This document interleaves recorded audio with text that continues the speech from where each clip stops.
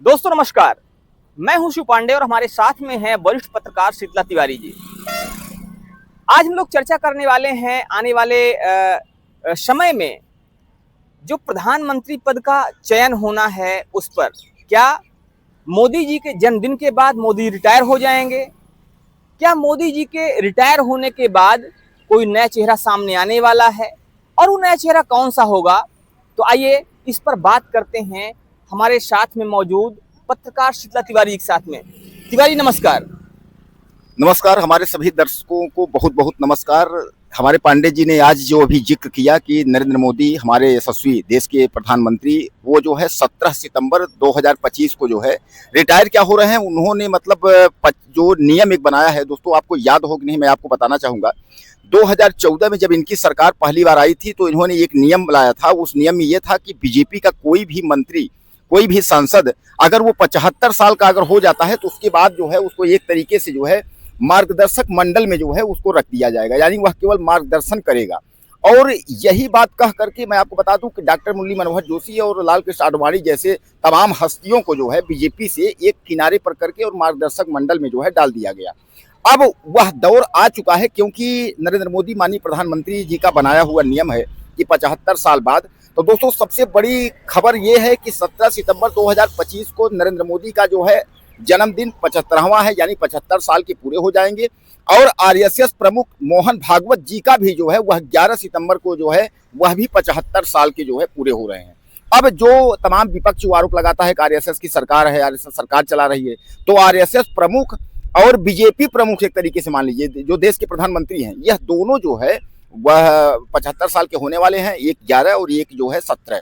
अब ऐसे में जो है विपक्ष भी और तमाम और हम लोग भी और पांडे जी हम लोग यही उम्मीद करते हैं कि अगर माननीय प्रधानमंत्री ने नियम बनाया है तो क्या इस नियम को फॉलो करेंगे, या हो सकता है कहीं ऐसा ना हो कि नहीं भैया ऐसा है कि अब हम देखिए अपना हम 5 साल निकाल करके उसके बाद ही अब इसको जो है बढ़ाएंगे। देखिए ये एक बड़ी बात है, इस पर कई सारे कयास लगाए जा रहे हैं क्योंकि ये नियम मोदी जी ने बनाया है। मोदी जी ने ही कहा था कि 75 साल का पूरा होने के बाद जो भी लोग हैं वो मार्गदर्शक मंडल में जाएंगे। तो सोचने वाली बात ये है और यहाँ पर प्रश्न चिन्ह ये खड़ा होता है कि क्या मोदी जी के बनाए गए नियम को मोदी जी फॉलो करेंगे, या मोदी जी अभी कहेंगे कि 5 साल पूरा हो जाने दीजिए फिर उसके बाद ये चीजें लागू होंगी। तो अब ये एक बड़ी बात है और देखने वाली बात होगी कि इस नियम को मोदी जी खुद फॉलो करते हैं नहीं करते। लेकिन फिलहाल अगर देखा जाए, अगर ये नियम फॉलो होता है, अगर इस नियम पर मोदी जी काम करते हैं तो ये हो सकता है कि मोदी जी इस्तीफा दें और जो ये प्रधानमंत्री पद है, प्रधानमंत्री पद के लिए नए दावेदार सामने आए। अब बात यहाँ पर ये भी है कि नए दावेदार होंगे कौन? तो नए दावेदारों में एक बड़ा नाम आता है जो लगातार चर्चा में बना रहा, लगातार लोग इसकी बात करते रहे, और वो है उत्तर प्रदेश के यशस्वी मुख्यमंत्री माननीय योगी आदित्यनाथ जी। योगी आदित्यनाथ जी की चर्चा प्रधानमंत्री पद के लिए लगातार हो रही है। लगातार लोग कह रहे हैं, लगातार लोग मांग भी कर रहे हैं कि योगी जी को प्रधानमंत्री बनना चाहिए। तो बात ये है, प्रश्न ये है कि क्या योगी जी प्रधानमंत्री बनने जा रहे हैं? क्या आने वाले समय में योगी जी उस पद के दावेदार होंगे, या फिर उस पद के लिए जो अन्य नाम है उसमें एक नाम अमित शाह जी का भी है, अमित शाह जी की भी लोग चर्चा करते हैं, फिर एक नाम राजनाथ सिंह जी का भी है। लेकिन अब बात यहाँ पर यह है कि चर्चाएं तो लोग कर रहे हैं, लेकिन वास्तव में अगर जीरो ग्राउंड की बात की जाए तो वहां पर कौन आएगा, कौन प्रधानमंत्री पद के प्रबल दावेदार के रूप में सामने आएगा, देखने वाली बात होगी। तिवारी जी क्या लगता है आपको इस बात को लेकर? देखिए पांडे जी ने हमारी जो है दोस्तों बहुत अच्छी जानकारी दी, जो इन्होंने बताया कि दावेदारी यानी प्रधानमंत्री की दौड़ में कितने कितने लोग हैं। तो बहरहाल पांडे जी जो बताए हैं, पांडे जी ने जो है एक नाम या आप लोगों को बताना नहीं चाहा, या हो सकता है कि जो भी उनके दिमाग में। कारण यह है कि प्रधानमंत्री के रेस में जो है वह सबसे पहला नंबर अगर किसी का नाम आ रहा है तो वह मान के चले अमित शाह का आ रहा है। बहरहाल दोस्तों को भी हमारे ये लग रहा होगा अमित शाह कैसे प्रधानमंत्री बनेंगे, लेकिन अमित शाह जो है प्रधानमंत्री बनने के लिए जो है आडवाणी वाली दोस्तों गलती नहीं करेंगे, वो पूरी कोशिश करेंगे कि हम प्रधानमंत्री बने। और इसीलिए मैं आपको बता दूं कि केंद्र में जो है अमित शाह की और उत्तर प्रदेश के जो यशस्वी मुख्यमंत्री हैं योगी आदित्यनाथ, इन दोनों में जो आंतरिक अनमन टाइप का है वह इसी पद को लेकर के है। और एक सबसे बड़ा नाम जो है वह नितिन गडकरी का भी है कि नितिन गडकरी भी जो है, कारण यह है कि आरएसएस की जो टीम है वह नितिन गडकरी के नाम पर मोहर लगाना चाहती है कि नितिन गडकरी अगर पीएम, अगर नरेंद्र मोदी अगर इस्तीफा देते हैं 75 साल के बाद अगर ये पद छोड़ते हैं तो जो है नितिन गडकरी हों। लेकिन आरएसएस का यह भी दिलचस्प है कि जो है योगी आदित्यनाथ भी हों। तो कारण ये है कि सबसे बड़ी बात कि जहां ये को नितिन गडकरी, योगी आदित्यनाथ और अमित शाह, यह तीनों लोग जो है दौड़ में हैं। वैसे दोस्तों अगर कहा जाए तो शिवराज सिंह भी दौड़ में हैं, कारण है वो भी सीनियर हैं। लेकिन सबसे बड़ा सवाल ये है कि अब जो है क्या नरेंद्र मोदी इस्तीफा देंगे, इस पर दोस्तों काफी बड़ा सवाल है। इसलिए कि दौड़ तो हम लोग पीछे देखेंगे। और अगर मान लीजिए सपोज अगर होता है किस तरीके के, अगर मोहन भागवत जी इस्तीफा दे देते हैं, अगर प्रधानमंत्री जी दे देते हैं, अगर यह लोग मार्गदर्शक मंडल में या संन्यास लेते भी हैं, तो आप समझ लीजिए कि राजनीति जो है वह उत्तर प्रदेश से लेकर के और दिल्ली तक जो है गर्म हो जाएगी। सियासी पारा इसलिए गर्म हो जाएगा कि उत्तर प्रदेश का मुख्यमंत्री का पद अगर खाली हुआ, योगी आदित्यनाथ कहीं अगर पीएम की मोहर लगी, तो आप समझ लीजिए पांडे जी उत्तर प्रदेश में जो है भूचाल आएगा। कारण यह है कि उत्तर प्रदेश के मुख्यमंत्री के कुर्सी को लेकर के जो है लगातार लड़ाई जो है 2017 से आज भी चल रही है। भले जो है वह योगी आदित्यनाथ जी जो है दोस्तों कुर्सी पर हैं, लेकिन उस कुर्सी को लेकर के आज भी एक नाम है, नाम आप लोग समझ जाएंगे।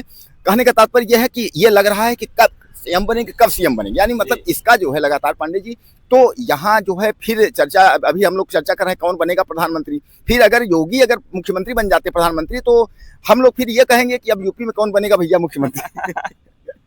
तो ये बड़ा गंभीर विषय है।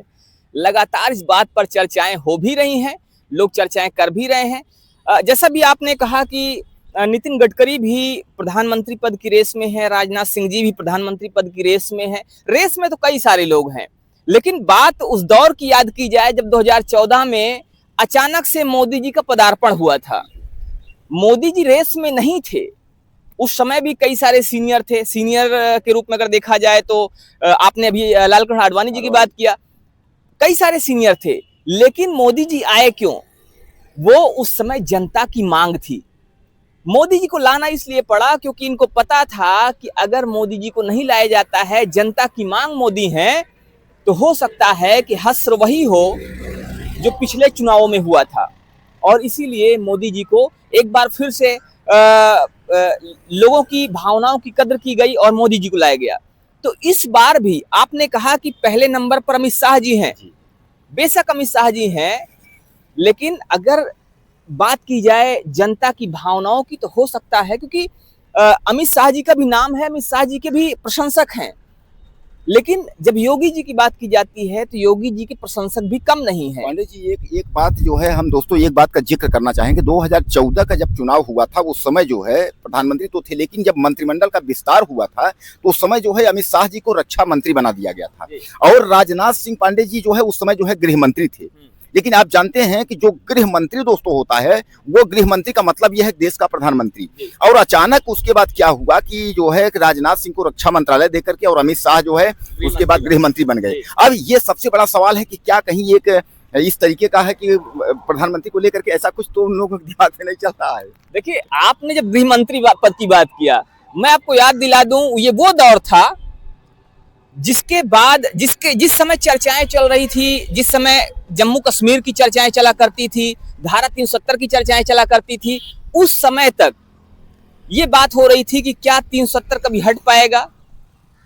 बीजेपी भी दावे करती थी, दमखम भरती थी, बातें करती थी, लेकिन अभी तक 370 हट नहीं पाया। तो इसका मतलब ये लगाया जा रहा था, लोग ये कह रहे थे कि लगता है बीजेपी भी हवाई फायर कर रही है और 370 हटने वाली नहीं है। तो ये वो दौर था जब राजनाथ सिंह जी को हटाया गया था, उनको रक्षा मंत्रालय दिया गया था और जो गृह मंत्रालय का चार्ज है वो अमित शाह जी को दिया गया था। अमित शाह जी गृह मंत्री बन गए थे और उसके बाद ये चर्चाएं तेज हो गई थी कि लगता है कि अब उस मुद्दे पर काम होना है जिस मुद्दे की चर्चा पिछले 50 सालों से 70 सालों से चली आ रही है कि धारा 370 हटेगी या नहीं हटेगी। तो लोग कहीं ना कहीं इस मुद्दे को उससे भी जोड़कर देख रहे हैं कि अमित शाह जी का गृह मंत्री बनना कहीं ना कहीं धारा 370 हटाने के लिए एक कदम था और ये चीज उन्हीं की जिम्मेदारी पर थी, क्योंकि उन्होंने कई बार संसद में भी गर्जना भी की थी इस चीज को लेकर कि नहीं, धारा 370 तो हटेगी। और एक बार फिर से अगर देखा जाए तो जो देश है, पूरे देश में एक विधान एक संविधान चलेगा, तो इस बात की चर्चा लगातार हो रही थी और शायद इसी वजह से उनको गृह मंत्री बनाया गया था। जैसा आप क्या कहना है इस पे? दोस्तों, सबसे बड़ा सवाल ये है कि जैसा पांडे जी ने हमारे आपको जानकारी दी कि अमित शाह जो है वह लाए गए थे 370 के लिए, या उसके बाद जो है जो परिवर्तन उत्तर प्रदेश से लेकर के दिल्ली तक हुआ राम मंदिर के लिए, यानी तमाम जो है कार्य, अगर जो है धरती पर अगर कार्य ऐतिहासिक कार्यों की अगर हम बात करें तो बीजेपी ने ऐतिहासिक कार्य किया। हालांकि बीजेपी के जो है लोग उसको पसंद करें या कई लोग जो है विरोध करते हैं, अरे बीजेपी ने क्या किया, बीजेपी ने क्या किया, लेकिन बीजेपी ने ऐसे ऐसे कार्य किए हैं जो कि कांग्रेस यह कार्य जो है चाह कर भी नहीं कर सकती। दोस्तों, इस बात को आप मानिए। तो कहने का तात्पर्य है बीजेपी ने कार्य तो किया। अब जिस बात को लेकर के हम लोग आपस में चर्चा कर रहे हैं, आपके सामने चर्चा कर रहे हैं, इस बात पर यही है कि क्या जो है प्रधानमंत्री 25 जो है 2025 में यानी 17 सितंबर को क्या इस्तीफा देंगे? पांडे जी, हमें तो नहीं लगता है, इसलिए कि भाई एक बीजेपी नेता ने ही कहा है कि यह जो है बीजेपी में कहीं लिखा नहीं है बीजेपी के कार्ड में कि ऐसा है कि 75 साल। भाई नियम उन्होंने मौखिक नियम बनाया है, अब कह रहे हैं कि कोई लिखा नहीं है, तो हमको लगता है कि कहीं ऐसा तो नहीं है कि ये जो है 75 कह करके जो सीनियरिटी के लोग थे उनको तो निपटा दिए, किनारे में लगा दिए 75 कह करके, डॉक्टर साहब को और अडवाणी जैसे जो है वसुंधरा, तमाम लोगों को जो है किनारे, भैया आप लोग 75 के हैं। अब क्या लगता है कि 75 में ये जाएंगे नहीं, ये इस्तीफा नहीं देंगे? हमें तो नहीं लगता। देखिए, जो बातें आपने कही, आपने जिस बीजेपी लीडर का जिक्र किया, जब उन्होंने कहा है कि कहीं लिखा नहीं है, तो इसका मतलब ये है कि भारत का संविधान लिखित है, मौखिक संविधान कोई मान्यता नहीं है और इसीलिए ये चीज अभी लागू नहीं होगी। ऐसा भी हो सकता है जैसा कि लग रहा है, लेकिन फिलहाल हमें लगता है कि इस मुद्दे को, इस बात को हमें जनता पर छोड़ना चाहिए। जनता बताए कि जनता क्या लगता है, हमारे दर्शक बताएं कि उनको क्या लगता है। क्या मोदी जी इस्तीफा देने वाले हैं? क्या प्रधानमंत्री पद से वो दावेदारी छोड़ने वाले हैं? और क्या देश को एक नया प्रधानमंत्री मिलने वाला है? और जो प्रधानमंत्री मिलेगा उसमें से किसकी उम्मीदें ज्यादा हैं? कौन सा प्रधानमंत्री आने वाला है? क्या वो योगी आदित्यनाथ जी होंगे या नितिन गडकरी होंगे या अमित शाह जी होंगे? आखिर वो कौन है जो नए प्रधानमंत्री पद के रूप में, नए प्रधानमंत्री के रूप में सामने आ सकता है अगर मोदी जी प्रधानमंत्री पद से इस्तीफा देते हैं? जी दोस्तों, एक बात मैं आपको बता दूं कि तीसरी पंचवर्षीय यह है, 2014 के बाद 2019, उसके बाद जो है 24, यह जो है तीसरी पंचवर्षीय है। और तीसरी पंचवर्षीय में आप सब ने मिल करके सब कुछ जो है बीजेपी को जो है पूर्ण बहुमत में लाने का जो है कार्य किया है। और हालांकि उतना नहीं हो पाया, कुछ सीटें जो है उनको उधार जो है लेनी पड़ी, लेकिन सरकार आप लोगों ने बनाया। लेकिन हम मानते हैं कि उत्तर प्रदेश में जो है इस बार कमी आई, 35 से 37 सीट तक पहुंचे, वो 40 सीट यानी 80 सीटों में 40 भी नहीं पहुंच पाए थे। लेकिन जहां उत्तर प्रदेश में इनकी करारी हार देखी जा रही थी बीजेपी की, वहीं मध्य प्रदेश की सारी सीटें, उड़ीसा की सारी सीटें, कई राज्य ऐसे हैं कि जितनी सांसद की सीटें हैं पूरी बीजेपी की झोली में झोंक दिए हैं। तो भैया ऐसा है, कुल मिलाकर के हमने बीजेपी को वोट दिया है। अब तीसरी बार नरेंद्र मोदी को प्रधानमंत्री, तो हमने जो है 3 साल 2 साल के लिए नहीं दिया, हम 5 साल के लिए दिया है। तो दोस्तों, कुल मिलाकर के आप इस बात को सहमत हैं कि नहीं, मुझे कमेंट करिएगा। आप ये कहेंगे भैया हम देखो, हम तीसरी बार आपको दिए, हम 5 साल के दिए, ऐसा थोड़ी ना है कि आप 2 साल में कह देंगे। अब झोला आप कहेंगे, अब झोले में आपके क्या है, झोला किसको आप पकड़ाएंगे? झोला पकड़ने, देखो झोला पकड़ने के लिए तो सब तैयार हैं भाई। लोग, विपक्ष कहता है कि झोला उठाएंगे चले जाएंगे, तो कहने का मतलब ये है कि वो झोला जो है दोस्तों, किसको कौन पकड़ेगा? योगी जी पकड़ेंगे, अमित शाह जी पकड़ेंगे, राजनाथ सिंह जी पकड़ेंगे। तो क्या आप चाहते हैं कि आपके यशस्वी प्रधानमंत्री नरेंद्र मोदी जो है झोला पकड़ करके वो 2 साल में जो है चले जाएं? अभी 24, 2, 26, अभी तो 1 साल चुनाव हो रहा है, ज्यादा अभी तो 4-5 साल है पांडे जी, ऐसा तो आप कह रहे हैं झोला पकड़ाएंगे, झोला कौन पकड़ेगा? अरे हम कहते हैं झोला पकड़ाने की जरूरत क्या है? उन्होंने कभी नहीं कहा कि हम झोला पकड़ाएंगे चले जाएंगे, उन्होंने ये कहा है कि झोला उठाएंगे और चले जाएंगे, तो झोला लेके जाएंगे। अब ये हो सकता है कि झोला, अब चूंकि झोला 5 साल का है, 5 साल के लिए झोला उठाया हुआ है, तो हो सकता है 5 साल पूरा करें और फिर अपना झोला लें और तब जाएं। पांडे जी, इसमें तो आपने जो है हमको असमंजस में डाल दिया। आपने कहा झोला जो है पकड़ाएंगे नहीं, हम तो सोचे पकड़ाएंगे मतलब बीजेपी कुछ दिन चलेगी, आप कह रहे हैं कि झोला उठाएंगे चले, यानी बीजेपी को लेकर नहीं झोला जो है वो झोला मोदी जी का खुद का है। झोला मोदी जी लेकर आए थे और वो झोला 5 साल के लिए, क्योंकि जनता ने झोले में भरा हुआ है, वो जो उन्होंने, जनता ने एक जनादेश दिया 5 साल का, वो उस झोले में है और उस झोले को लेकर 5 साल तक चलना है भी। तो उम्मीदें ये भी हैं कि हो सकता है अभी मोदी जी 5 साल पूरा करेंगे, उसके बाद अपना झोला लेंगे, फिर जाएंगे और कोई दूसरा अपना झोला लेकर आएगा। दोस्तों देखिए, यहाँ पांडे जी जो है आपको संकेत दे दिया, उम्मीदें हैं कि 5 साल पूरा करेंगे। अब इस पर आपकी टिप्पणी क्या है? इसलिए देखिए, कारण यह है दोस्तों, हमारे जो है ये पांडे जी पत्रकारों में जो है गरिमामयी इनकी जो है पोस्ट है, और एक तरीके से जो है संगठन में भी हमारे मंत्री हैं, और कहने का तात्पर्य यह है कि पत्रकारों में अनुभवी हैं। तो अगर इन्होंने संकेत दे दिया कि जो है कि हो सकता है कि 5 साल चले, तो ये आप मान लीजिए कि कुल मिलाकर के ज्यादा दिन नहीं है, सितंबर जो है बहुत जल्दी आने वाला है। विपक्ष भी चिल्ला रहा है, सब चिल्ला रहा है। आप क्या कहते हैं? आप भी हमें जो है ज्यादा से ज्यादा लिखिएगा कि आपकी क्या राय है, कि आप क्या चाहते हैं। पंडित जी, आप क्या बोलना चाहेंगे? बस यही कहना चाहूंगा कि आप अपनी राय जरूर दीजिएगा, क्योंकि जनता की राय सर्वमान्य होती है, जनता का जनादेश सर्वमान्य होता है।